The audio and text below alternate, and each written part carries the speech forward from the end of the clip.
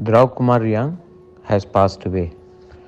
आज हमारे संग द्रव कुमार रियांग, जिसने हमारे लिए बहुत सैक्रिफाइस किया, हमारे तिप्रासा के लिए बहुत सैक्रिफाइस किया, वो आज उनका मृत्यु हो गया है। उन्होंने बहुत कंट्रीब्यूट किया हमारे लिए और उनके आखिरी समय में कोई नहीं था उनके साथ सिवाय उनका परिवार का।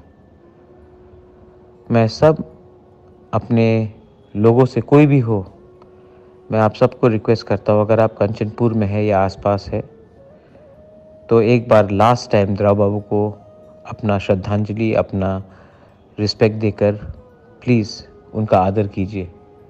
उनका रोल एडीसी में बनाने के लिए श्यामा चरण त्रिपुरा, नागेंद्र जमातिया, द्रव बाबू का बहुत बड़ा रोल था।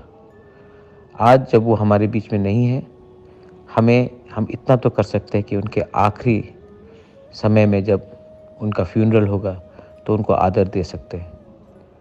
मैं सब वॉरियर्स को, सब लोगों को जो आसपास में है या कहीं में भी है, अपील करता हूँ और मैं भी खुद जाऊँगा द्रव कुमार बाबू को घर में और एक बार उनको श्रद्धांजलि देने के लिए।